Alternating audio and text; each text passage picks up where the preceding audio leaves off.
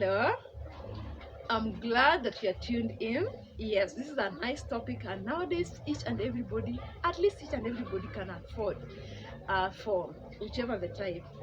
The feature phone, the one that we call a button phone, smartphone, iPhone, or whichever technology that allows you to put a SIM card for calling, for SMSing, for going to social media.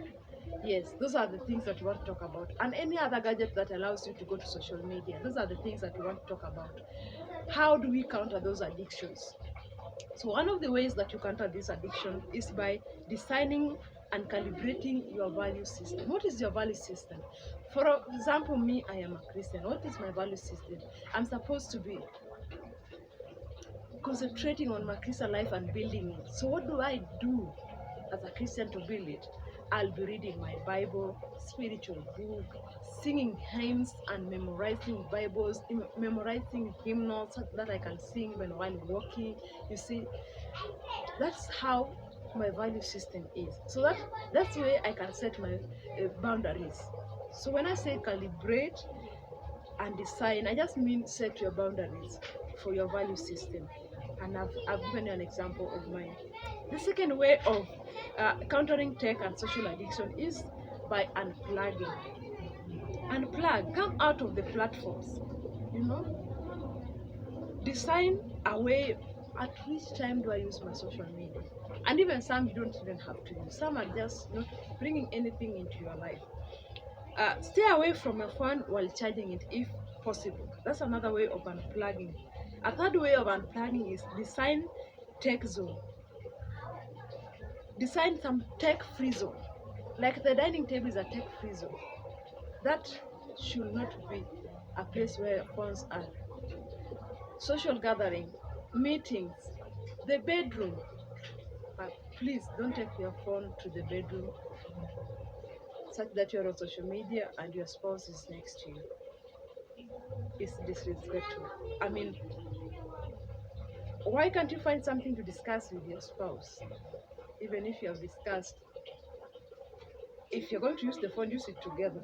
That way, no one is concentrating on something else and another one is concentrating on something else. At least now you can be able to contribute on a certain subject on the social media. If if you find yourself bringing the phone to the bedroom, please use it together with your spouse. Okay, those are free tech zones. I don't expect anyone to be going to the toilet with the phone or to the bathroom with the phone. Okay.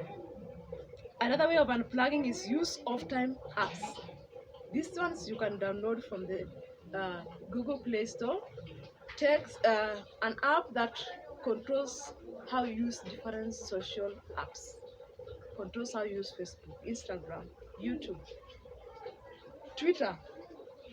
Which one? Name them. Those are the ones that come to my mind quickly. So you can use those social apps and they will be scheduling when to use them. Repair and rewrite your transactive memory is the third way of countering addiction. So read the same subject on a book, not Wikipedia. So you want to have a real hard copy book and you want to read the same subject as opposed to just watching it from the phone or going to social media to just sometimes there are no updates by the way. You might even have 5,000 friends and you find that you have already read all the available updates of the day. So you don't have to continue going to that Facebook. Once a day or twice a day is enough. So that's how you repair and rewrite your transactive memory by reading the same subject on a book and not on social media or any technology. Use your hands at home. Find something you can do with both hands. Like in the video I was telling you down there, you can knit, you can crochet. Those are things that engages you in using both your hands. If your hobby is cooking, if your hobby is knitting, whichever thing that enables you to use both your hands. Gardening, you can even go out for jogging, exercising, things that takes your memory away from just wanting to just use the phone. Do you know some people cannot remember anything? They just want to always confirm something from the phone written down. Then that means you need to really work on rewriting your memory. rewriting your transactive memory. So you want to be in a way, in a state where you can always remember something, at least 80% of the things that happen in your life or that you have read. So that's one way, by reading something on a real book, a hard copy book. Another way is by also eating brain food. And this we will talk about it deep in another topic, in another point. But for now, I just say that your transactive memory is very important to you. A fourth way is design your new behavior. Schedule your behavior, your social media behavior, and this, you see, everything that I'm talking about, phone and tech, just takes us back, because those are the areas where we get addicted. You just want to, you have read the updates, but you still want to go back to them. Schedule your behavior, social media behavior.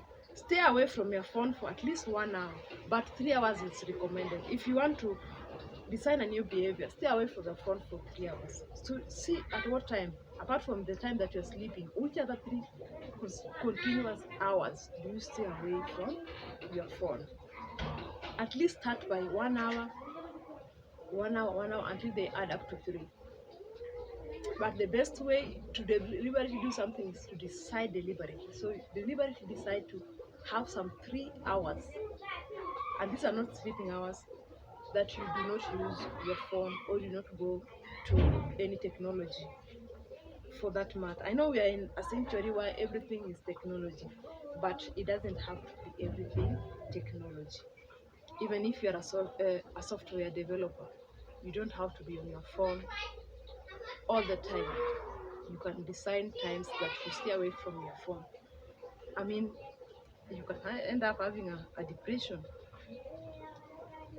So another point, a fifth point, is have a no-go zone. And this is different from the free tech zone in the house. This have a no-go zone. Tell your mind you cannot do, speak, watch, read certain things. There are certain things that make you want to go back to your phone, to your technology. Tell your mind that you're not going to read, to watch, or see these things. That way you overcome not just phone addiction or tech addiction or social media addiction. You just end up overcoming other addictions, like, for example, pornography.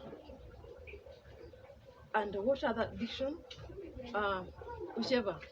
Anything that is not appropriate, you end up keeping yourself from those. You tell yourself, I am not going to watch certain things. And when you tell your mind, I'm not going to watch, then with time you realize it don't matter anymore.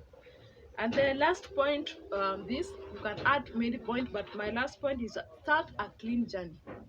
When you start a clean journey, you give your brain a diet that enables you to start a clean journey. Some of the diet that will give your body, your brain, is having a lot of nuts in your diet. Cashew nuts, groundnuts, which other nuts?